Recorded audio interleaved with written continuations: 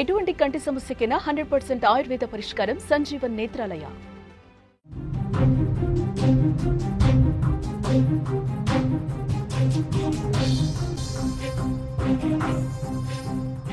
మరో big breaking news చూస్తున్నాం. ధర్మస్థల నుంచి.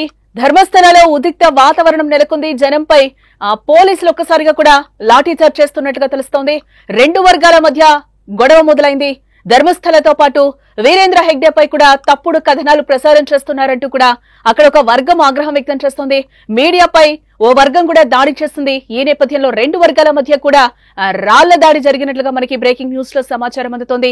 ధర్మస్థలలో భారీగా ఇప్పటికైతే పోలీసులు మోహరించినట్లు కూడా మనకి సమాచారం అందుతోంది. అలాగే మీడియాపై కూడా ఓ వర్గం దాడి చేసినట్లుగా కూడా తెలుస్తోంది. అక్కడ విజువల్స్ లో కూడా మనం క్లియర్ గా చూడొచ్చు. పోలీసులందరూ కూడా అక్కడ మోహరించారు. ఒక రకమైన ఉద్రిక్త భరిత వాతావరణం అయితే అక్కడ నెలకొందని కూడా మనం చెప్పొచ్చు. ఎస్, అక్కడ 9వ రోజు 13వ రోజు కూడా 13వ ప్లేస్ లో కూడా ఎలాంటి అవశేషాలు కూడా ఇప్పటి వరకు దొరకలేదు. ఒక్కసారిగా కూడా అక్కడ జనంపై లాఠీ చార్జ్ చేస్తున్నారు. పోలీసులందరూ కూడా అక్కడ గుమిగుడి ఉన్నట్లుగా కూడా మనకి తెలుస్తోంది. ఒక రకంగా లాఠీ చార్జ్ చేస్తున్న సిచ్యువేషన్ కనిపిస్తుంది. ఇక ఇదే అంశానికి సంబంధించిన మరింత సమాచారం మా న్యూస్ ఎడిటర్ తిరుమల అందిస్తారు. ఎస్ తిరుమల్. జానకి, యాక్చువల్ గా ధర్మస్థలలో ఊహించని విధంగా ఇవాళ ఉద్రిక్త వాతావరణం నెలకొంది. రెండు వర్గాల మధ్య ఒక యుద్ధ వాతావరణం కొంతకాలంగా కొనసాగుతోంది. ఎందుకంటే మొదటి నుంచి ధర్మస్థలలో ఎటువంటి శవాలు లేవు. ఎవరైతే భీమా విజిల్ బ్లోయర్ ఉన్నారో అతను చేసిన ఆరోపణలన్నీ ఉత్తివే. గడిచిన 9 రోజులుగా తవ్వకాలు జరుగుతూ వస్తున్నాయి. 13వ స్పాట్ తర్వాత అయినా అక్కడ అస్థిపంజరాలు దొరుకుతాయని చెప్పేసి చర్చ జరిగింది. అయితే ఈ అస్థిపంజరాలు, ఈ తవ్వకాలు జరుగుతున్న ప్రతిసారి సోషల్ మీడియాలో కొన్ని యూట్యూబ్ ఛానల్స్ కావచ్చు, కాకపోతే కొన్ని మీడియా సంస్థలు కావచ్చు, అదిగో శవాలు ఇదిగో అస్థిపంజరాలు అంటూ కొన్ని తప్పుడు థంబ్నెయిల్స్ పెట్టడం, అట్లాగే ధర్మస్థల సంస్థానాధీశులుగా కొనసాగుతున్న ఎంపీ రాజ్యసభ సభ్యుడు వీరేంద్ర హెగ్డే గురించి వ్యతిరేక కథనాలు ప్రసారం చేయడం, ధర్మస్థలలో హత్యలు జరిగాయి, మహిళలపైన అఘాయిత్యాలు జరిగాయని నిరూపించే విధంగా కొన్ని కథనాలు ప్రసారం చేయడంతో అక్కడ రెండో వర్గం ఎవరైతే వీరేంద్ర హెగ్డేకు గాని ధర్మస్థల ప్రాంతానికి గాని మద్దతు ఇచ్చే వర్గం ఏదైతే ఉందో అది మొదటి నుంచి పూర్తి స్థాయి విచారణకు వ్యతిరేకంగా ఉంది. భీమాకు వ్యతిరేకంగా ఉన్నారు. అయితే భీమాకు అనుకూలంగా ఇంకొక వర్గం ఉంది. ఎప్పుడైతే సౌజన్య హత్య జరిగిందో 2012లో అప్పటి నుంచి సౌజన్యకి న్యాయం జరగాలని పోరాటం చేసిన కొన్ని ప్రజా సంఘాల నాయకులు కావచ్చు, కొన్ని హిందూ సంఘాలు కావచ్చు, భీమాకు అనుకూలంగా అక్కడ హత్యలు అత్యాచారాలు జరిగాయని ఆరోపిస్తూ వస్తుంది. ఆ వర్గం ప్రోద్బలంతోనే ధర్మస్థల విలువ తగ్గే విధంగా కొద్ది రోజులుగా ఎప్పుడైతే ఈ 100 శవాల వ్యవహారం వెలుగులోకి వచ్చిందో అక్కడికి వచ్చిన నాటి నుంచి ధర్మస్థలకి పర్యాటకుల సంఖ్య తగ్గింది, భక్తుల సంఖ్య తగ్గిపోయింది. ఇది కూడా అక్కడి ప్రజల్లో ఉద్రిక్త వాతావరణాన్ని క్రియేట్ చేసింది. అంతేకాదు ధర్మస్థలలో అనేక హోటల్స్, స్టేస్ ఉన్నాయి. ఇవన్నీ కూడా అక్కడ వ్యాపారాల పైన ప్రభావం తీవ్రంగా కనిపిస్తోంది. ఆలయ ప్రాశస్త్యం తగ్గిపోయింది. ఆలయానికి ఉన్న విలువను తగ్గించే ప్రయత్నం చేస్తున్నారు అనే ఆగ్రహంతో ఉన్న వర్గం ఇవాళ ఊహించని విధంగా అక్కడ మీడియా పైన, ముఖ్యంగా మీడియా గ్రూప్స్ పైన దాడులు చేసింది, దాడులకు ప్రయత్నించింది. అయితే ఈ దాడుల్లో ఆ మీడియాకు అనుకూలంగా ఉన్న వర్గం ఏదైతే వీళ్ళకు ధర్మస్థలకి శవాలు ఉన్నాయని చెప్పిన వర్గం, రెండు వర్గాలు ఏతున్నాయో రెండో వర్గం మొదటి ధర్మస్థల అనుకూల వర్గం పైన దాడి చేయడం, ధర్మస్థల అనుకూల వర్గం రెండో వర్గం పైన దాడి చేయడం, ఇరువురు మధ్య ఇటు మీడియా పైన కూడా ధర్మస్థల అనుకూల ఉన్న ప్రజలు దాడి చేయడం. భారీ ఎత్తున జనం ఒక్కసారిగా మనం విజువల్స్ లో చూడొచ్చు. భారీ ఎత్తున జనం గుమికూడి ఉన్నారు. అక్కడ ఆ మీడియా ప్రతినిధుల పైన అటాక్ చేసే ప్రయత్నం చేశారు, రాళ్లు విసిరారు. దీంతో అది కంట్రోల్ చేయడానికి పోలీసులు నానా తిప్పలు పడాల్సి వచ్చింది. లాఠీ చార్జ్ అయితే చేశారు. ప్రస్తుతం ధర్మస్థలలో సెక్షన్ 144 కొనసాగుతోంది. అక్కడ పరిస్థితి పూర్తిగా పోలీసుల అదుపులోకి వెళ్ళింది. ఎందుకంటే సిట్ అనేది ఆంధ్రప్రదేశ్, కర్ణాటక ప్రభుత్వం ఏర్పాటు చేసిన సిట్ చాలా క్షుణ్ణంగా అక్కడ ధర్మస్థలలో హత్యలు జరిగాయనే విషయాన్ని పరిశీలిస్తూ వచ్చింది. ఇవాళ 13వ రోజు స్పాట్ లో కూడా, 9వ రోజు 13వ స్పాట్ లో కూడా ఎటువంటి అస్థిపంజరం దొరకలేదు. దీంతో భీమా చెప్పిన మాటలన్నీ పచ్చి అబద్దాలనే తేలిపోయాయని అక్కడి ప్రజలు 13 రోజుల పాటు ఈ 13వ స్పాట్ తవ్వే వరకు వెయిట్ చేశారు. దానికి అంటే ఇప్పటి వరకు ఎటువంటి ఘర్షణ వాతావరణం లేకుండా విచారణకు సహకరించాలి, సిట్ కు సహకరించాలి అని ఓపిక ఎదురు చూసిన ప్రజలు 13వ స్పాట్ లో కూడా ఎటువంటి అస్థిపంజరాలు కానీ శవాలకు సంబంధించిన ఆధారాలు కానీ దొరకపోవడంతో ఒక్కసారిగా వాళ్ళలో ఆగ్రహం పెళ్లుబుకిందని చెప్పాలి. వాళ్ళు ఒక్కసారిగా తిరగబడ్డారు. మీడియా వల్లనే ధర్మస్థల ప్రాశస్త్యం తగ్గిపోయింది. మీడియా తప్పుడు కథనాలు ప్రసారం చేస్తుంది. ఇక్కడ కొందరు వ్యక్తులు, అంటే ధర్మస్థల పైన వ్యతిరేకంగా ఉన్న కొందరు వ్యక్తులు మీడియాని ఆశ్రయించి మీడియా ద్వారా ధర్మస్థల విలువను తగ్గించే విధంగా ఆదాయం, టెంపుల్ ప్రాశస్త్యాన్ని తగ్గించే విధంగా, టెంపుల్ కున్న విలువను తగ్గించే విధంగా కొన్ని మాట్లాడుతున్న మాటల్ని ప్రసారం చేయడం వల్ల టెంపుల్ పైన తీవ్రమైన ప్రభావం చూపిస్తుంది. 800 సంవత్సరాల క్రితం నాటి టెంపుల్ విలువను తగ్గించే ప్రయత్నం జరుగుతుంది. ఆ టెంపుల్ పాలక మండలిలో ఉన్న ఎవరైతే జైన్స్ ఫ్యామిలీ ఉందో, వీరేంద్ర హెగ్డే ఎవరైతే ఉన్నారో, ఈ హెగ్డే కు సంబంధించిన కుటుంబ సభ్యులపైన తప్పుడు కథనాలు ప్రసారం చేస్తున్నారు. ఇదంతా ధర్మస్థల పైన తీవ్రమైన ప్రభావం చూపించే ప్రమాదం ఉందనే ఉద్దేశంతో వాళ్ళంతా మొదటి నుంచి కొంత ఆగ్రహంతో ఉన్నారు. అయితే గవర్నమెంట్ విధించిన సిట్ ని ఒకసారి ఈ కేసుని పరిశీలించిన తర్వాత, తవ్వకాలు పూర్తయిన తర్వాత నిజాలు బయటకు వస్తాయి. ఆ తర్వాత ఏదైనా నిర్ణయం తీసుకోవాలని మొదటి నుంచి చెప్తూ వస్తారు. మనం కూడా చాలా సార్లు అక్కడి ప్రజల అభిప్రాయాలను తెలుసుకునే ప్రయత్నం చేస్తాము, వాళ్ళ అభిప్రాయాల్ని ప్రసారం చేసే ప్రయత్నం చేస్తున్న సందర్భంలో ఈ ఆగ్రహం మనకు కూడా కనిపించింది. చివరికి ధర్మస్థలంలో హత్యలేవి జరగలేదు అనే క్లారిటీ వచ్చినట్టుగా తెలుస్తోంది. ఎటువంటి శవాలకు సంబంధించిన అస్థి పంజరాలు దొరకలేదనే క్లారిటీ వచ్చినట్టు తెలుస్తుంది. ఇది రావటంతోనే ప్రజల్లో ఒక్కసారిగా ఆగ్రహం పెల్లుబిక్కింది. ఈ 15 రోజుల్లో ధర్మస్థలకి వచ్చే భక్తుల సంఖ్య కూడా భారీ ఎత్తున తగ్గిపోవడంతో ప్రజల్లో ఆగ్రహం, ఆవేశం అన్ని ఒకేసారి పెల్లుబికాయి. ఈ నేపథ్యంలోని దాడులు ఇవాళ లాఠీ చార్జ్ అంటే తిరుమల ఒకటి ప్రధానంగా మీడియాపై దాడులు మనం ఏ విధంగా చూడాలంటారు? అంటే సాధారణంగా మీడియా ఎప్పుడైనా అక్కడ జరుగుతున్న సంఘటనని జరుగుతున్నట్టుగానే చూపించే ప్రయత్నం చేస్తుంది. జానకి, మీడియా ఎప్పుడు అంటే ఒక ఇన్సిడెంట్ జరిగినప్పుడు అంటే నిజాల్ని వెలికి తీయాల్సిన అవసరం ఉంటుంది. ఆ నిజాల్ని ప్రజలకి అందించే బాధ్యత మీడియా పైన ఉంది. కాబట్టి మీడియా ప్రసారం చేస్తున్న కథనాలు అక్కడ పరిస్థితులను బట్టి చేస్తూ వచ్చింది. కానీ ఇక్కడ ఒక సంఘటన ఏంటంటే, కొన్ని సోషల్ మీడియా ఛానళ్లు ఉద్దేశపూర్వకంగా సోషల్ మీడియా ఛానళ్లతో పాటు ఇతర రాష్ట్రాలకు సంబంధించిన మీడియా అంటే కర్ణాటకలో గానీ, ధర్మస్థలంలో గానీ ఈ రిపోర్టింగ్ గానీ చేస్తున్న ఎక్కువ అక్కడ మీడియా సంస్థలు చూస్తే కన్నడ మీడియాతో పోలిస్తే తమిళనాడు అట్లాగే కేరళకు సంబంధించిన మీడియా సంస్థల హడావిడి ఎక్కువగా కనిపించింది. అక్కడ తెలుగు రాష్ట్రాల నుంచి 1-2 మీడియా సంస్థలు మాత్రమే అక్కడికి వెళ్ళాయి. అందులో మనం కూడా వెళ్ళాం.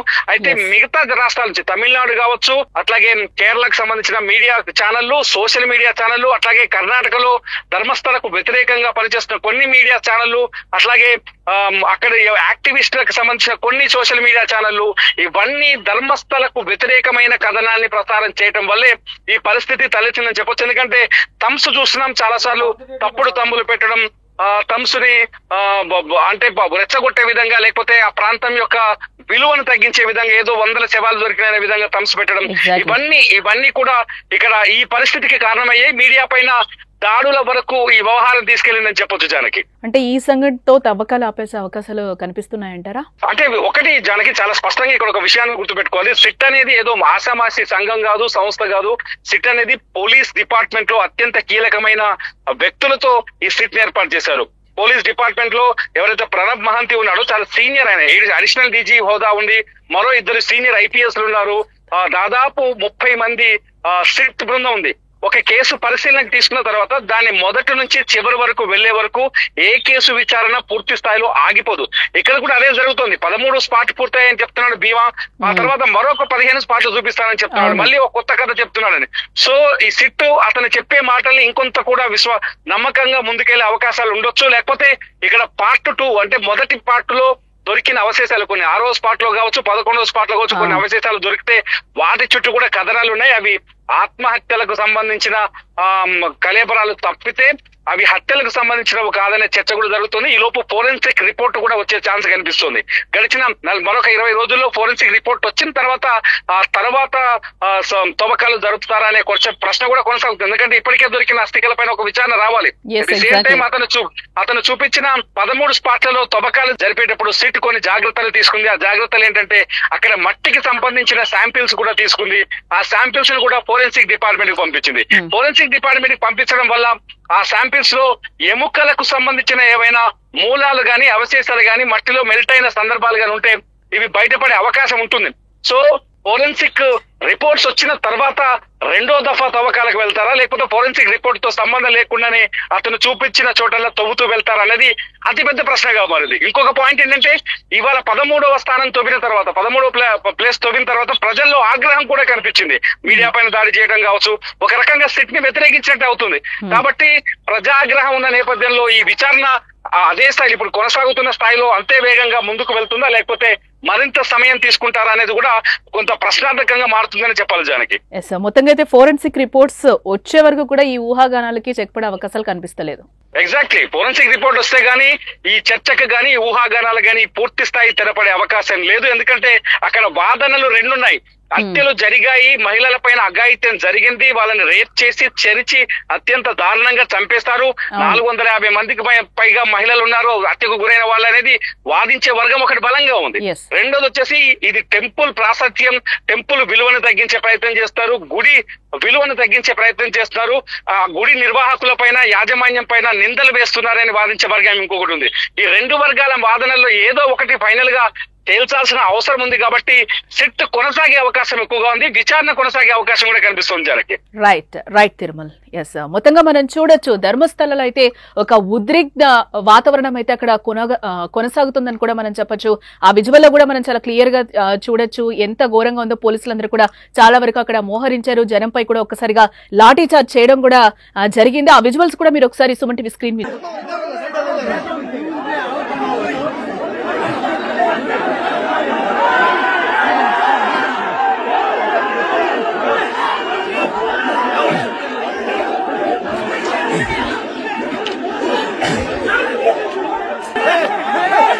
नाइस सुलेबा नंबर 4 ईयर में नाइस सुलेबा ले ले आज चलो चल रहे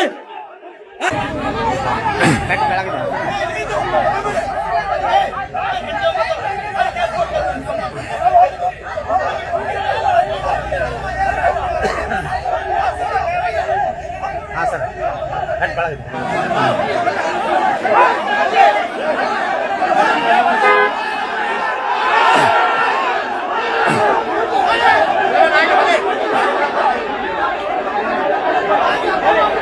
ధర్మస్థలలో ఉద్రిక్త పరిస్థితులు నెలకొన్నాయి. విజువల్స్ లో కూడా మనకి క్లియర్ గా కనిపిస్తుంది. పోలీసులందరూ కూడా అక్కడ చాలా వరకు మోహరించారు. అక్కడ జనాల్ని కూడా కంట్రోల్ చేయడం చాలా కష్టంగా మారిందని కూడా మనకి విజువల్ లో కనిపిస్తుంది. ఈ నేపథ్యంలోనే అక్కడ లాఠీ చార్జ్ కూడా చేశారు. అక్కడైతే రెండు వర్గాలుగా కూడా విడిపోయిన పరిస్థితి అయితే కనిపిస్తుంది. ధర్మస్థలకి అలాగే వీరేంద్ర హెగ్డే ఎవరైతే ఉన్నారో వారికి సపోర్ట్ గా చేస్తూ వాళ్ళ మీద అయితే మీడియా అసత్య ప్రచారాలు చేస్తుంది అంటూ కూడా అక్కడ ఒక వర్గం రెచ్చిపోయిన పరిస్థితి కనిపిస్తుంది. ఈ నేపథ్యంలోనే యూట్యూబర్స్ కావచ్చు అలాగే మీడియా ఛానళ్ల మీద కూడా ఒక వర్గం ఈ రోజు దాడి చేసినట్లు కూడా తెలుస్తుంది. అసత్య ప్రచారాలు ప్రసారం చేస్తుంది, నెగిటివ్ ఇన్ఫర్మేషన్ అంతా కూడా బయటకి వెళ్తుంది, ధర్మస్థల ప్రాశస్త్యాన్ని అంతా కూడా నాశనం చేస్తున్నారు అనే విధంగా ఒక వర్గం అయితే కూడా ఈ రోజు మీడియా ఛానళ్ల మీద అయితే దాడి చేసిన సిచ్యువేషన్స్ అయితే అక్కడ మనకి కనిపిస్తున్నాయి. ఈ నేపథ్యంలోనే అక్కడ లాఠీ చార్జ్ కూడా చేయాల్సి వచ్చిందని కూడా పోలీసులు కూడా ఒక సైడ్ నుంచి చెప్తున్నారు. ఈ రోజు ఏదైతే 9వ రోజు 13వ ప్లేస్ లో కూడా ఈ రోజు ఎటువంటి అవశేషాలు కూడా దొరకని పరిస్థితులు కనిపిస్తున్నాయి. గత 15 రోజుల నుంచి కూడా అక్కడ ప్రజలు